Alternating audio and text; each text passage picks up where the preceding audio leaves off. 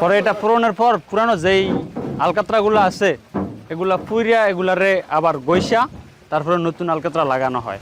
লাগানোর পরে তারপরে মনে করেন বোর্ডে তেল দেওয়া হয়, মানে অনেক ধরনের মেরামত করা হয়। মেরামত করার পরে তারপরে পানিতে ভাসানো হয়।